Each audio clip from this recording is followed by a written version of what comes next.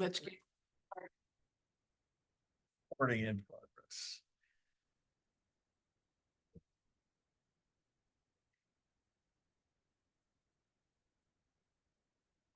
We're good, yep. It didn't say that. It did. Oh, It did, yeah. I think you said it almost at the same time. So Oh, that's fine. your timing is impeccable. All right. Gary, you're appointed for voting purposes tonight? All right. You have any public communications, Deb? No? Approval of the minutes of September 11th. Make a motion to approve the minutes of September 11th. Second. Comments? No? All those in favor signify by saying aye. Aye. Opposed?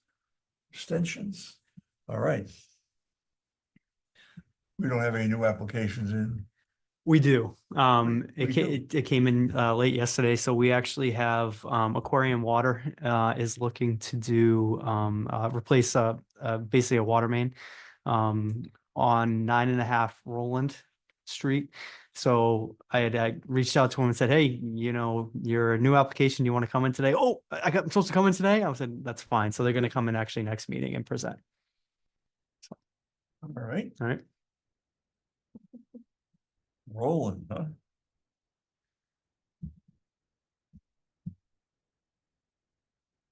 Anybody here for it? Gonna No, be no one's at here all? for it. No, yeah, they didn't even, yeah.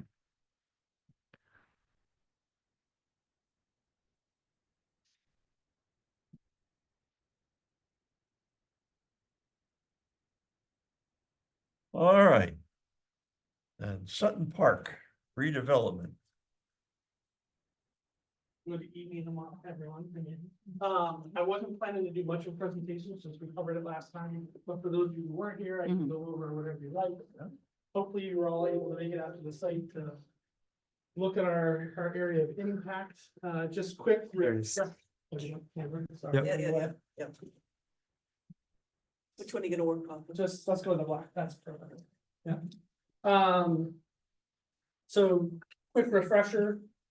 Now that I'm upside down. Route 1 is right out here. This is the driveway going up to Groton Middle School. And the north part of Sutton Park, narrowing it down and going into the wider south part of the park. The wetland delineation line is the green area. The pink is our upland review area. As a reminder, this is 150 because it's Portland Brook for the uphill or upland review area. We talked last time, there's the existing skate park. We're doing some improvements and expansions to the sides of the park. We're not getting any closer to the brook itself. Changing out the playground from what's there to new equipment. The existing pavilion stays. There's some concrete around it that comes out, but some new walkways that go around the bathroom structure that was over here right along the Right. brook. There's going to be a new one out there. And then some minor tweaking, just adding some parking spaces in areas where we can without massive disruption. The only area of impact, like we talked about last time, is this little bit of wetland. Again, this is an isolated area. It was not a non-functioning effectively wetland up until this year. Park and Rec was mowing it like one. Now that we brought it to their attention that it's a flagged area that is wetlands, they've stopped mowing it. So if you went out there last week, you probably saw some of the weeds are taller now, but they've stopped mowing that. And actually the area that the wetlands extend is over into what just looks like lawn. So the trees are kind of in this area and the flagged area extends over into the lawn a little bit beyond where just the trees are. And the outfield fence comes all the way over to the corner. So that's why we're having to just have a little impact there as we can't move the outfield fence. And we're swinging around. This is the multi-use path that connects from the road back through the back and into the neighborhood through an access way between two property owners. So that's our small amount of impact right there. Without going through everything again, happy to just take questions or answer any questions from the site. Is not mowing it a problem for you? Do you No, care? that's what we wanted to do. That's Good. basically, So we let's can not mow it. and Keep then- not mowing it? Yep, and we'll seed it still when we do the rest of the project, and we will put in the wetland seed mix Excellent. so that we can get some hopefully good natives growing in there instead of just whatever weed seed might be in the low point. Not disrupt the soil at all, just do a seed directly into it. Could you just show that patch on the On the prettier. Yeah, plan. yeah. It's over here off the plan. Yeah, because I went out there and it was kind of hard to find the exact. Perfect. That's That's the whole kind of- point. That's the point. Yeah. It's. I was it like- Looks like a lawn area. Yes. That was a wetland. No, not at It's been all. maintained as a wetland Okay. for decades. All right. And it wasn't until the wetland scientists went out there and said, okay, this little area, and it really probably is, historically, there was some sheet flow drainage from the neighborhood before all this happened, and then when you put the driveway in, it caused that little dam. There is a little Hmm. culvert that goes under there, it's just very slow flowing, so that little Mm, depression has become a wetland. okay. Other questions? Do we have a Did everyone get a copy of the motion? I did. online? Yeah. I have plenty. Go Okay, ahead. but I don't have one here, but I can read it off my phone or Thanks, Sid. read it on paper. Thank you. Paper one? Thanks. I gotta read it. That's right, yeah. thank you. Thank you. I just read this. All right, we have a motion. Does anybody, so I see wetland restoration will result in the enhancement. I just added, that's exactly the wetland seeding he was talking about there. Yep. And can we just, does anybody have a problem with just like no mowing in that area or Sure, just Yep. because in case someone makes a that mistake? work? You got that? Uh, Has the old bathroom been removed? Yes, Mhm. Yeah, I didn't go out to look, but so that's gone. Mm. Yeah. It was actually gone maybe 2 years ago. that long ago. It wasn't. Time officially flies gone when until you're having Wednesday, fun. So yeah, it's now gone. Actually, it's gone, and then there was we did some restoration plantings right along it. because Right. of the- Mhm. so- So do you want to add that as number 4? Or do you want to make it part of number 3? Number 3? I make a motion to approve Inland Wetlands Agency 24-0007 Sutton Park redevelopment 185 Fort Hill Road. For the placement of fill impacting 13.5 cubic yards of wetland soils for the creation of a multi-use trail. Grading within 25 feet of Fort Hill Brook for redevelopment of active and passive recreational space. There will be no adverse environmental impacts on the wetlands. The erosion and sediment control plan will provide adequate protection for the wetlands during construction. And wetland restoration will result in the enhancement of 10,705 square feet of functioning wetlands. And of note, there will be no mowing in that area. We know where. Isolated wetland Yeah, pocket. wetland, in the wetland pocket area. Thank you, Deb. This permit is subject to the 4 standard conditions. Second, Questions? All right, all those in favor signify by saying aye. Aye. Opposed? Abstentions? All right, Thank you very much.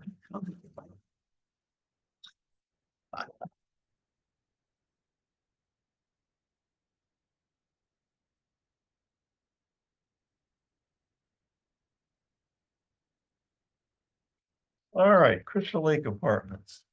0 Crystal Lake. Mm. Yeah, of course.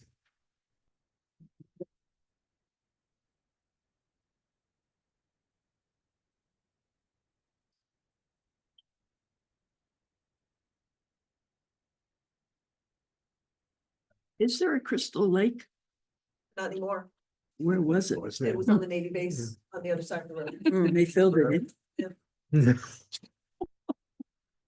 Getting up to come to you guys. Yeah, I don't think so. Nowhere else. Mm. Just tell me when you're ready and we'll switch. Sure. to the above. Yes, go ahead. You're not? Yes. Good evening. For the record, my name is Bill Sweeney. I'm a land use attorney, partner at the law firm of Tobin Carberry over in New London. It's nice to be back before you again here tonight.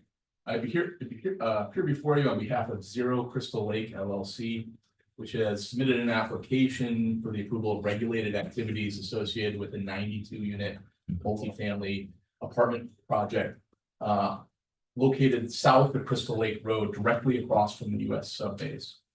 Joining me tonight is Joe DeHamel. Joe is a project engineer with the pre-engineering. I also have Tim Tuig, who's the project wetland scientist. He's also with the pre. Chad Frost is also here. Chad is our landscape architect, who you just heard from at the last application. And last but certainly not least is Josh Poitras. Josh is the principal of Zero Crystal Lake LLC.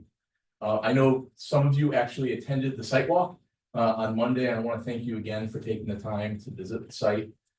We hope that getting onto the property and being able to walk it and actually see the 2 on-site wetlands that we have on the property and that are part of our pending application was actually valuable. We also thought it was important for you to get onto the site to understand the scale of the project, the location of those wetlands in regard to our areas of disturbance, and also the fact that this is not a pristine site, that this is a site that has a long history of disturbance and gravel excavation, and that this is not a pristine sort of forested site. We did provide you an overview of the project at the last meeting, and we are going to talk a little bit more about it tonight. Particularly, we have our wetland scientist with us tonight, and he's going to make his presentation. He wasn't here at the last discussion. Mr. Tuig is going to review his work in assessing the 2 on-site wetlands, discussing the functional values of each, and maybe most importantly, providing an evaluation of the potential impacts to both of these wetland areas as a result of the project. Joe is going to walk you through the details of our site plan layout again. He's going to talk about drainage, utilities, and some, most importantly, perhaps some minor plan revisions we made since we were here last to actually pull all of our activities other than a passive recreation trail outside of the upland review area of Wetland B. And Chad's also available here tonight. He's going to be able to talk to you about our landscaping plan, because I know there were some questions at the site walk about that. Also the details of the passive recreation trail, which is the only thing that will be in the upland review area of the trail system. Before I turn the presentation over to our wetland scientist, so I just want to briefly review your regulatory charge tonight. As you're aware, the application was formally received at your last regular meeting, and you are empowered by statute to act as early as tonight on the application if you choose to, provided that you make a finding that the proposed activities do not pose a significant impact on wetlands or watercourse areas. Your regulations provide you guidance on the issue of what is the kind of major activity, that's how you define it, that creates a significant impact on an inland or wetland watercourse system. You know, typically these are activities that have significant deposition or removal of materials. They're activities that alter a natural channel. They're activities that diminish habitat value or flood or drainage value. They're activities that create sedimentation, activities that change the flow of water courses, activities that have the chance to create pollution. But perhaps most importantly, and I think this is the lens you should always look at significant activity, is do the activities destroy or adversely affect unique wetland or watercourse areas that have demonstrable scientific or educational or natural resource value. You're going to hear tonight from our experts that the property has 2 on-site inland wetland areas, Wetland A and Wetland B. Wetland A is a very small man-made wetland that was formed from a gravel borrow pit on the site that was dug into the hillside. The only reason it exists is because that prior gravel excavation dug too deep and intercepted the groundwater table. And those members of the commission that were out there on Monday were able to see that borrow pit. This wetland is removed from the site as part of this plan. And while it still technically meets the soil requirements for a wetland under Connecticut law, from our perspective, it has little to no typical functional wetland value that's actually worth preserving.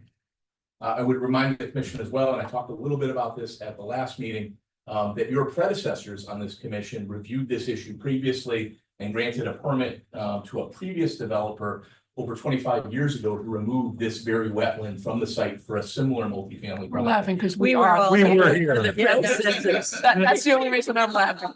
You're looking at us. Okay. I want to look too young to be. Yeah, that's funny. That's funny. But your prior commission did that. You're not bound by that decision, obviously.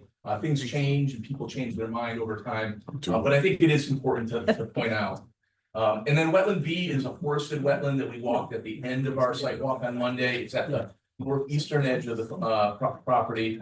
It is a wetland that has functional value. It's intact. It's forested. It actually has quite a bit of functional value, and it's going to be completely protected. There's no direct impacts from the project, and we're going to preserve, based on our latest revision, the entire upland review area to that wetland, with the exception of a passive recreation trail.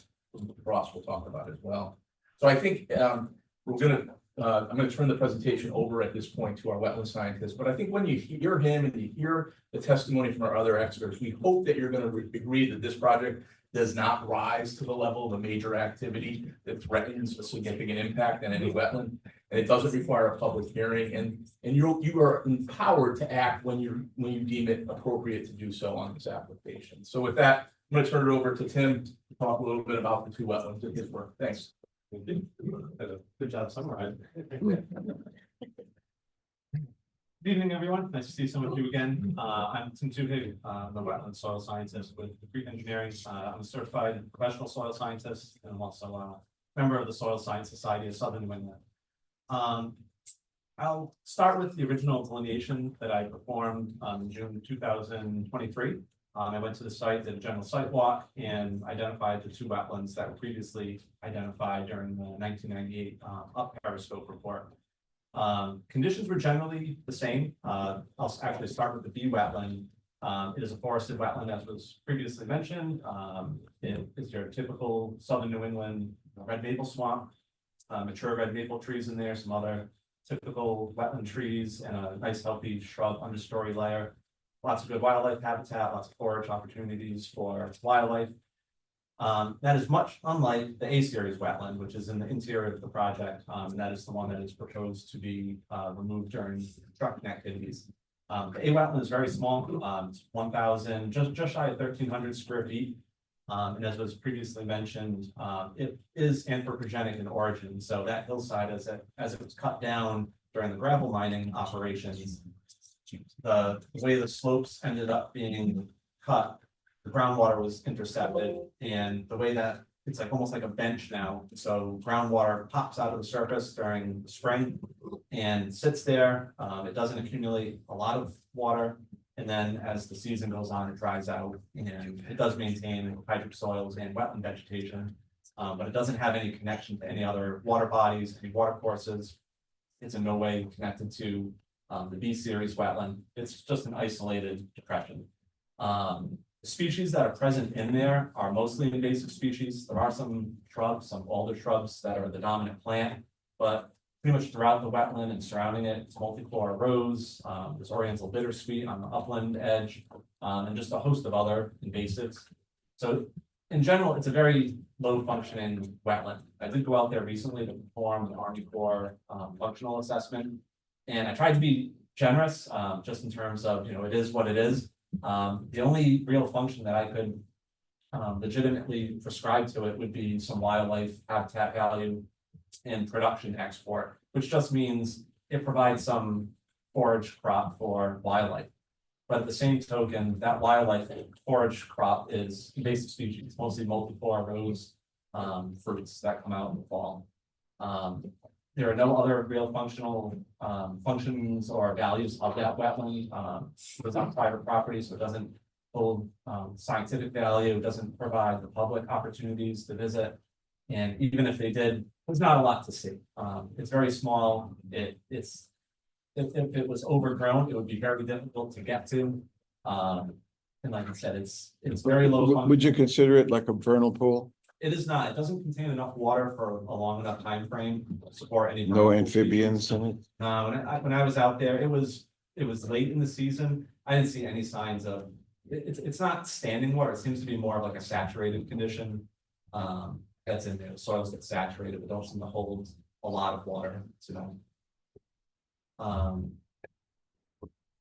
So my professional opinion, I think the proposed project wouldn't impact in the grand scheme of things the wetlands for that site. Again, that's an insignificant wetland. And that is what was also determined in that up periscope report from 1998. The B wetland is going to be preserved in all of its entirety. upland review area, extending out from it, that 100-foot upland review area, that will also be preserved. So there would be no anticipated impacts to the B series wetland.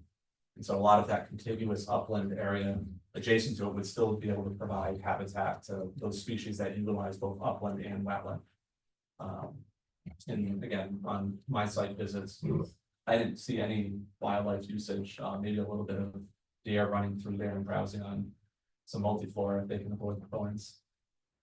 But I'm welcome to answer any questions if you have some. In the better wetland, is there any evidence of vernal pool? I did not see any. That B series wetland is like your typical example of like maybe like a seasonal flooded swamp, or seasonal saturated, where it gets maybe a little like pockets of standing water, but nothing that would look like a vernal pool. It's more of like your bottomland swamp, not like a small isolated depression. So what happens to the A wetland area? Is that gonna get covered over, dug out? I mean, That would be the proposed project has the building footprint. all right, right, the building footprint goes in over, that area. yeah. And so that wetland would eventually, like that material would be excavated and then regraded to be able to have the buildings. Understood. Placed back to building. And then any, I think maybe a concern would be, well, what's gonna happen to the water that is there? That would all be managed with stormwater, and just drainage conveyances. When you dig out, what are you gonna do with all the soil? Just move it around on the site? That would be. It would be moved throughout the site or, eventually removed off site. What's the volume of the soil that's gonna be removed? I was This probably is, not qualified Yeah, to answer that. it's approximately 50,000 tons of material. 50,000 tons? Just in the wetland? No, no, for the The whole whole site. The site, entire site. the whole site. I think he was asking just in the wetland. I was scared. I'm like, So "Oh." That's going to be moved around as Yes, opposed to. yes, but if it's- Yeah, so the wetland area is just under 1,300 square feet. So, in terms of volume of that material. For engineering. we're looking into that. Yeah. Any other questions? Thank you for your time. I'll follow up. I'm Joe Hamilton, pre-engineering project manager for the project. I'm gonna point out, so in the area of the A series wetland is proposed building. And as we saw in the field, the location has a ground seepage to it. So the grade existing to propose is about 5-foot cut. And so that would be excavated out. Export off-site if usable and suitable, managed. But in general, the site from Crystal Lake would rise up to a plateau. We're creating two platforms for the two buildings that are proposed, 92 units and parking fields in between. So we have almost 100 spaces for the units. So the site would be excavated, brought down to grade. Roughly a 30-foot cut in the eastern parking field, and then almost at grade in between the two buildings. So then the grade of the back building, the back of the site, would be cut and then filled to the front, providing some retaining walls and some slopes that would be landscaped with Chad Frost's plans. The site will have pedestrian access with a bike path in front. We have a sidewalk internal to the site for access to the buildings. Over in the back of the property, we have a clubhouse, pool. For the recreation areas, I believe that's outdoor kitchen, fire pit, and working with planning, there's a storage building for the residents to use for the storage of their things. And can I just ask you, since the slope is relatively steep, would you mind going over what your plan is up there? Right now we're proposing a 1-to-1 rock slope. that would be reinforced riprap, So what is it? Can you be more specific? What's a 1-to-1? I know 1-to-1, but what's rock slope? Big, little? sidewalks, Josh, what do I- I'd say probably closer to like the modified riprap spec, so you have, you know, it could be 6 to 12 inch stones. you know, 6 to and 12 there's inch a stones. Certain radiation on. So that whole blue area is gonna be that? Correct. And Oh, possibly, wow. we'll talk about detail with maybe make it plantable.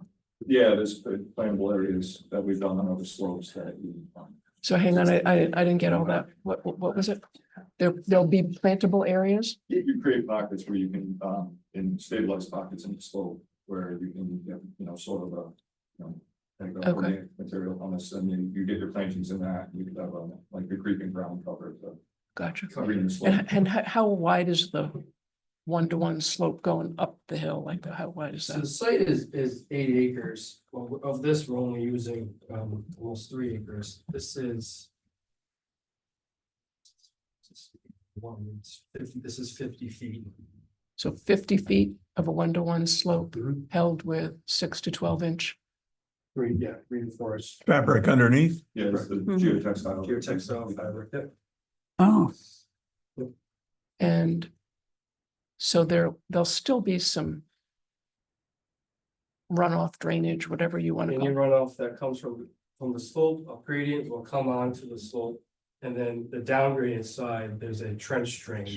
Okay. And water will seep into that trench, Okay, collected from those drainage network, catch basins, and routed through underground systems.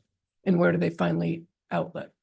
So the site provides mitigation and it will ultimately outlet to the existing Crystal Lake Road where there's a. It goes into the existing stormwater system. And from there, it goes into the subbase. And one of the beginning concerns or things that we did was we talked to the subbase about stormwater discharge and we met with them, discussed with them and got their okay and verbal okay if there's a stormwater design and how it's mitigated. And are there increases, do you know? Do you have numbers? There are No no increases. increases to Okay. 100-year stormwater. Okay, Joe, can you talk about the subsurface elements of the stormwater system? Yes, so there's so all impervious areas are routed to 2 underground subsurface systems. There are storm tech chambers or 4-foot diameter pipes. And they're controlled, infiltrate in or have an outlet control device that ultimately discharge again to the stormwater system, Crystal Lake. The stormwater provides quality control, takes away the sediments and the nutrients and. Are you putting permeable asphalt on that site? Nope, or is it impermeable? Permeable. Not permeable, no, it's all impervious. and some of those underground systems have had some issues with maintenance in the long term. What's your plan for that? So there's, with any stormwater system, there's a rigorous stormwater system maintenance plan. So that's part of the application and provides means and methods how to maintain the system, regular inspections. And who's responsible for that? Yeah, would be part of that. That'd be responsibility. So the documents that it's provided, the application will give full short-term, long-term, how to maintain it. There's catch basins, I'm sorry, yeah, catch basins and different structures to inspect and clean up. And is there a landscape plan? Chad will. You just- Oh, okay. Sir, what's the elevation? This water is being directed into the Thames River, if I'm not mistaken. Yes. Yeah. Eventually. yes. What's the level of the pipe exiting? In other words, above the average height of the Thames River.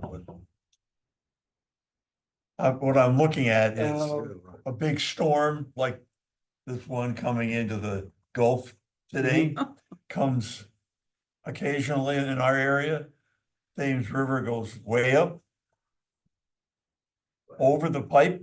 I think the answer, we're not in the floodplain, so no backwater flow would come into our site from things or into that structure system. and then into, we'd have to back up.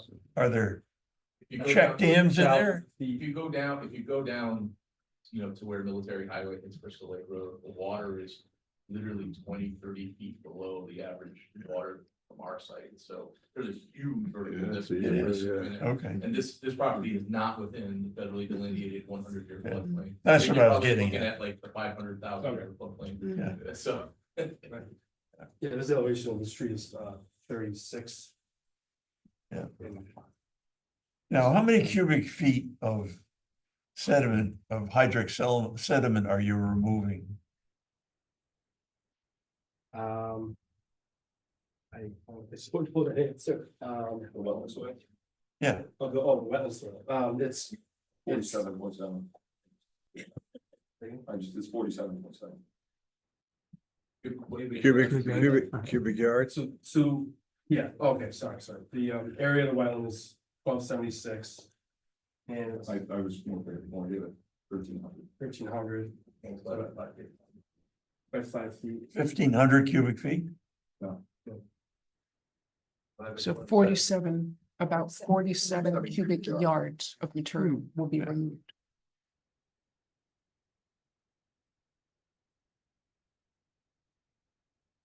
Well, the bedrock is 5 feet. Well, Yeah, but you're only going over the hydrolithic soils. Mhm. Foot, and then you're into that gravel that was already there, so. the ground was, not hydrolithic. So it's what? we're assuming flood material across this depth, across this wetland area, puts you at 47 cubic Yards. yards. All right, Should point out that your regulations talk about the removal of aerials and wetlands. They give 100 cubic yards as sort of right. it's not set in stone, but it's a recommended. I thought understand. of, If it's over 100 cubic yards, you may want to consider this. Be aware, I've been doing this for 39 years. Believe it or not, we know our regulations pretty well. That's why what I was probing for there is I want to look at the threshold there. Yeah, that's a great question. All right, keep going. The site will have public water, public sewer. We touch upon stormwater, we'll have access to electric services as well. All the services are underground. Yeah. Part of planning, we're gonna have electrical vehicle parking spaces. We're working out those details with the different departments. You want to touch on your ENS plan?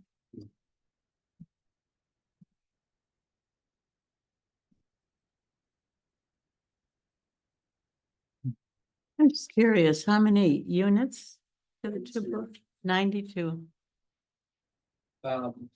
Bill mentioned one of the things that we did as far as, so this plan shows. We were at one time showing a limit of work within the 100-foot review area. But again, if you go back to this proposed site plan, we had pulled all that work back. But it's all to show that this LOD and this limit of disturbance, this road control will all be outside of that 100-foot. And the plan is to provide these sediment traps at the downgrading side of the project. So when the applicant comes in, we lay the access road and the construction entrance, put in the sediment controls and divert that water through these sediment traps. And as the excavations going on, they're working the water towards these sediment traps and divert them as needed. We're working with planning and with the applicant on the phasing of where there may be storage areas for material, equipment, and all those different facets of the project. But there's going to be some level of crushing and gravel controls for the site. So you're going to direct the water to those, To these orange and how areas are you going to do that again? with swales or diversion berms or you know, those Hmm. temporary easement methods. And so if I feel concerned about that 100-foot line, whatever, we'll just call that. Because it's not really a line, but it's a line on the map. Correct. So what's your detailed plan over there? What's gonna happen over there? We're gonna, so the limits, back up, before any work happens, this limit disturbance will be flagged. It'll be flagged, do not pass. The tree cutters will come in and they will cut up to that limit disturbance, so all these diversion. These controls would be protecting that 100-foot buffer in this case. So they're gonna cut the trees and then what are they gonna do? So, She's asking about the erosion. Straw wattles, will she install? yeah, they'll install the straw wattles along the LOD. And probably maybe a silt fence? Correct. I'll add, one of our practices has been, so your Filtrex, your type C, or not type C, but the right silt fence and then a berm of this stone crackings. So we've been backing up all of our silt fence with stone crackings. Great, okay. On pretty much every site. Yeah. For the past 4 years. And then ultimately, I know it's premature, but since we're here, so ultimately, then there's that corner up there that's slopey. What's this ultimate stabilized site gonna look like, or is that coming? Which corner? Just that There's whole this corner. line, if you will, the next to the wetland B or whatever you guys are calling that, Series B. Right here? Yeah, what's that whole? The same reps, curve around. Okay, halfway down. Yes. okay. And again, it's all pushed back outside of that. And mind you, that technique to construct those slopes, that's built on the way down. So as you're coming down that slope and cutting it, it's finished above you. So it's not an open slope that's exposed for Okay. any period of time, because you can't get back to it. You kind of have one bite at the apple to finish that as you create the slope. Okay, So as you get down the grade, what's above you is, the finished stabilized product. Josh, maybe be helpful for you to give the commission some background on who you are and why you're, when you say something. Oh, you speak from a qualified position. this is my work. This is the stuff we build. I built slopes that big before. I'm putting up a 30-unit building right now at the toe of a very similar slope that I built 10 years ago. It's beautiful. It's held up. It's a Planet Fitness and some other retail space above it. This is the type of sites. Your primary work is in site work. My primary, how I earn my money is building these projects. If you're gonna cut 5 feet, you feel you're gonna intercept the water table there? Yeah, so our test holes were, we hit water in some holes and other holes, not that far away to dry, so. So what happens It's a with, mix. what happens with that water? We intercept it in the, stormwater systems. they're gonna direct it. Could be a considerable amount. With the machine. Could be. But it's still manageable. We didn't find it when we were test holing. There's a fair amount of pressure on that water from that mountain that's behind it Mhm. coming down. That's what I'm thinking of. If you're gonna intercept that over a large area, obviously, then you may have a great deal of water coming out. We've intercepted it though with our design. We're routing it to an underground drainage system, so there's no increase. Yeah, ultimately, but we're talking in progress, ultimately. Yeah, we're just I think the key I question. Interesting. mean, after things are built, During, I'm Chris Stu Hamilton. During construction, we'll have, as Joe has already mentioned, we'll be routing it to those sediment basins. And we retaining that water in the sediment basins and discharging over time. Chris, maybe a good question maybe to answer is, when you design like the yard drain at the base of the slope, there is some science that goes into how big that drain should be, what its diameter should be, how much flow that it can carry. And I would assume that you calculated that based on some level of professional expertise. Q equals KIA, the amount of water Jesus, is KIA. defined by the area. that- Darcy's Law. Darcy's law. That's what is calculated for the swale sizing and how it's routed to these sediment basins. As Josh has said, he's been successful on other sites to control excavations within this area. Have you dug test pits to calculate the rate they fill? Yes, we've done testing across the site that models of the surface of the groundwater table and the capacity of the soils to infiltrate. We've got 30 poles across the site. Yeah, obviously concerned. I do know a bit about it. I have taken graduate courses in groundwater hydrology, so I do understand it. And Are we worried about springs forming or what? Or I mean, you're gonna have some pumps there? I mean, you anticipating that kind of problem? During construction. Post-construction during, after everything is developed, These buildings are on slabs, so they don't have basements. they don't have basements. Yeah, it's frost wall, it's not like great. but you can't pour a slab in a pond, I don't, No. not unless you're a Roman. I don't think there's a, so again, just so you'll just come in, I'm still in the construction phase, so you'll come in and you'll do that whole, I'm just gonna call that crosshatched area you'll do that whole area at once. Not instantly, but progressively down the hill. as the Progressively material down the is hill, being finished. But you'll do the top of the hill and then move down. Yep. Mhm. So we're out in. Yep, I would first, we would probably go after the retaining walls in the front and do the first cut to fill, so you have the real estate. So one more time, we'll go after the retaining walls in the front. Yeah, that's a good idea, point. You can stand up, it's okay. There's some of the, boulder walls that are gonna be along Crystal Lake. Here's the set of terrace walls here. Our cut to fill line is in here. I would begin these cuts and generate, the material to do this fill. I would leave this building footprint low. You see this temporary, sediment pond here. Yeah. I would utilize it, but I would actually utilize this building as a sediment pond. So I would leave this building at the bottom of footing elevation. Yep. Well, actually sub that, we bring into, into your stone and gravels. This would actually be, my retention basin temporary as I did this, and I get this area to, essentially generate piles and export material and processing material as we cut that slope down. Okay, okay. Otherwise, you have to work your way into the site.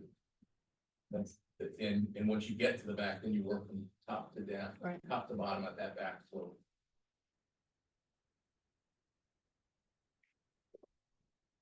Okay.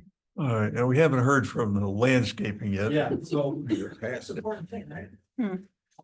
kind of a segue,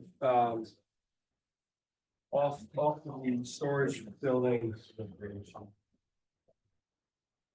So off the storage area, the parking field here, there's gonna be, the beginnings of a passive walking trail through the upland review area. And through the back of the property, really maximize the use of the whole site. Sharon will go through on that.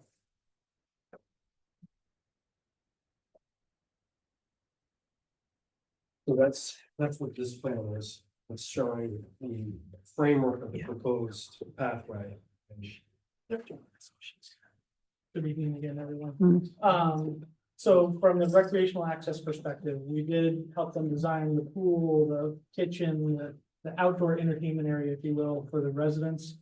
And then in addition to that, because there's so much of the lane being not disturbed as part of the construction, and there, even though it's pretty steep, there are a couple of level areas up there with some natural clearings that are pretty nice to get to.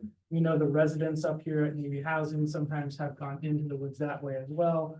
And so we wanted to take advantage of that by routing a natural surface trail through the woods up to get to that level overlook area, back slightly up the hill for the kind of the high point, and then we switch back our way back down and come back through again. So same kind of trail details that we've done in other places in town, like Cop Property, the Nature Center, Coogan Farm, So natural surface, so we're just going in and scraping the duff off in certain places where we need to. We're not doing massive excavations or dirt work or anything like that. It's just creating the level space to be able to work your way up. We do have the details for, trail nicks and things like that so that you can manage some of the stormwater that does flow even under the forest canopy and make sure that we don't provide like a new erosion channel down the side of the hill when we put in the natural surface trail. We've aligned it to work with the grades of the hill, so this isn't just a pretty curly cue, it does work with the contours, that's why it's shaped the way it is. We do that as I'll say a concept, and then when it comes time to build it, we go out there with the surveyor, locate where we want it to go. But if we end up running smack into a 36-inch tree, we don't take the tree out, we go around the tree, right? Same thing with rocks. So we know what we think the contours are, where we want it to route because of the contours, and then we make infield adjustments due to rock, ledge, mature trees.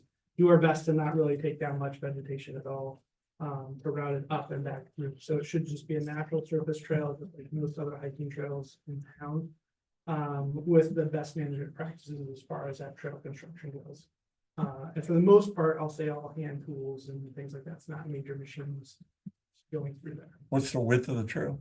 We normally like to see it for something like this in that 4-foot range, right? So that's on this hillside.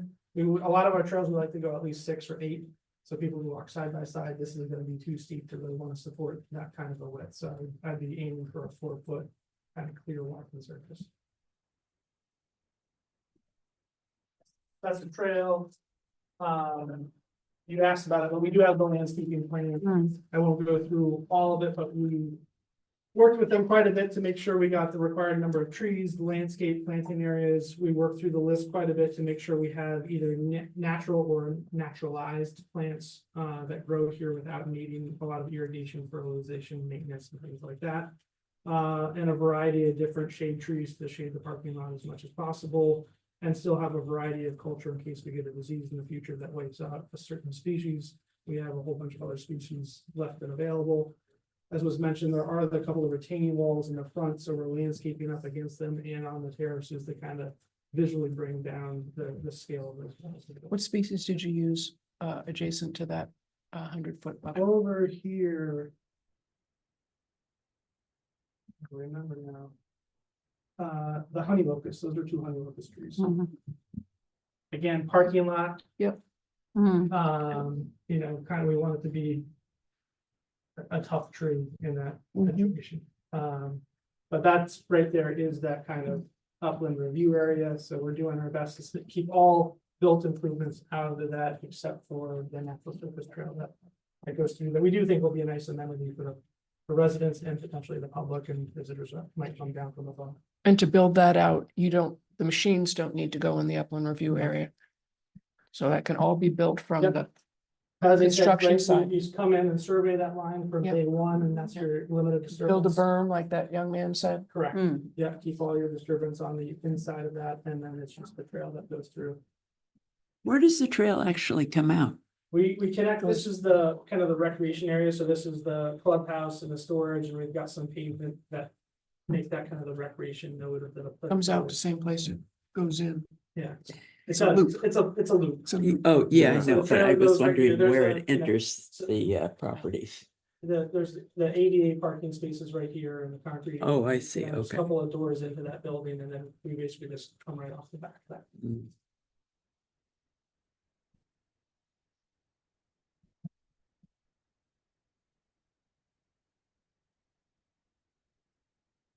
Probably. Those are our standard tree planting.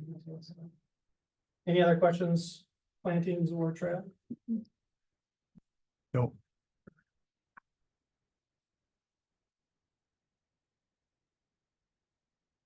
Anybody else want to talk? We're available. if you have any- Speak now or. So would the agency feel comfortable classifying? as this Absolutely. Yeah, project? we have to Yes. classify this. Yeah. Unfortunately, in my opinion, with our regulations, we need to classify this as a major.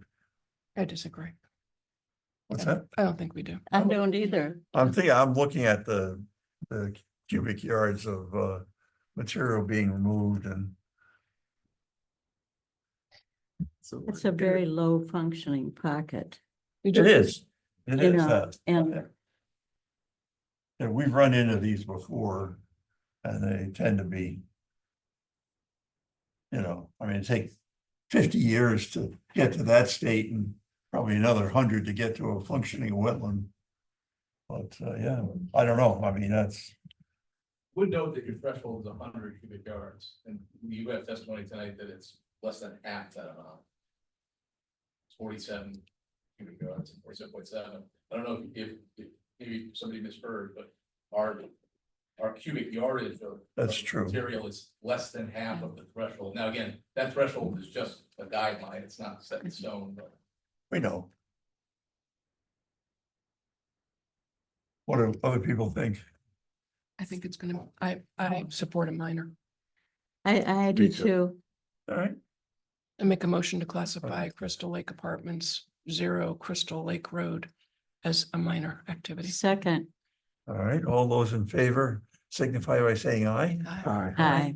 Opposed, abstentions? All right. You're a minor. You'll grow. Thank you. That's it then. We'll You work wanna on wait and it. make some papers for us? You like to make papers for us? Mhm. Right, we haven't Yeah. reviewed the final. There you go. plan Yeah, and yeah. then- Yeah. Yeah, So we still have items. we give you a that- minor, but we can't give you a Yeah. decision tonight. That's fine. We appreciate you taking the time for us. That's our job. We get paid big bucks for this. Yeah, that's it. That's why everybody wants to get on the board. Yeah, that's Yeah. what it is. And we'll be happy to work with the planning staff, and whenever you guys are ready to, we get it, review. And I know we have planning comments as well that we're working on, so to the extent that you want those done before this, you suggest a motion for this board, please let us know. We'll try to accommodate you as quickly as possible. Yeah, I definitely think there's details in tonight's presentation we'd like to get on the plans for sure. So we'll circle back. Yeah, sure. Please give us direction and we'll jump on it. And I know we're working on some planning issues, as well. So and hopefully we can merge those together and limit the number of revisions. Yeah. Have you had staff review? Yes. Okay. I thought since it got pulled back. Okay. Thank you so much for your Thank time you. tonight. All right. You guys are a little daunting, just saying, from this I know, perspective. there's more of them than us.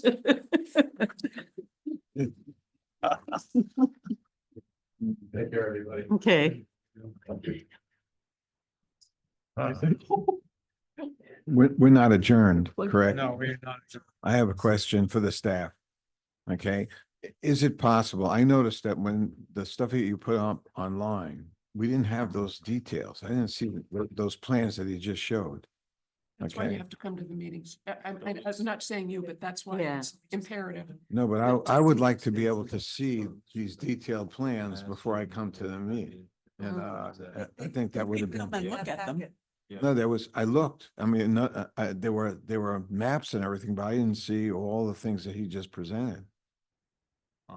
Yeah, so are you talking about like landscape? No, what he just, yeah, and there's certain landscape details and stuff, and was it? Was it? It definitely was on the first wetland meeting. I'd have to check again. Mm, You all received. yeah, the first, Oh, maybe that's why. Yeah. Maybe you all that's why I reviewed missed the it. Visions. Yeah. yeah. There's Yes, nothing that's what I was just I guess it was just the revisions I was Yeah. looking Oh, at today. Mm. And yeah. looking at these- even these small things. There's no. Oh, I don't know. That's what I was just looking up, yeah. Yeah, you can't see it from there. They're so small. And there's Yeah, still and then height lines. Yeah, you that's know? I'm gonna also ask that if there's an extra seat over there, I want to. Yeah. Yeah. Yeah. Hang up with it. Yeah, because you always have to strain to. I thought it was the back of my head. Yeah. And I'm very famous, and the back of my head's very famous. Yeah. It's great. And all. You can come over here if you want. No, That's I why was, he's gonna I was come actually down gonna here. walk over there. and And sit on the- Annie's down here too, Yeah, well, but she's we not can there. stick you in. Okay, and all. No worries. Or I can go over. I don't All right, know. All right, what else you got for us? All right. I don't have anything at all. Barbara's got to leave a couple minutes. Bye, Barbara. See you, Barbara. Bye-bye. Barbara, nice seeing you again. You have anything, Deb? I do not. All right, we need a Wait, motion to wait, I adjourn. do have something actually. Oh, yeah. On Tuesday, next Tuesday, you guys Yeah. had notice of it. Mm. Basically the Right. kickoff meeting Yeah. for the Plan of Conservation and Development down at Sutton Park in the gazebo, 4:30. There will be food. Oh, good. Okay. I did see that. I I- was I planning was- on coming. I was too, but I'm having Not that house food guests. matters, but- Okay. Food definitely. matters. Oh, yeah, I'm sure they'll love that. Oh, I can't believe we're having another It's plan of just development reloading. already. Yeah. It seemed possible. So I far. heard. Yeah, the craft, yeah, same thing. All right, all motion right. to Yeah. adjourn. We need a motion to adjourn. So moved. Or not, so moved. All those in favor, I'd like to signify make a by motion to adjourn. Aye. voting. Aye, I made a Aye. motion to adjourn. we're done. We're 8 o'clock, not bad. Good.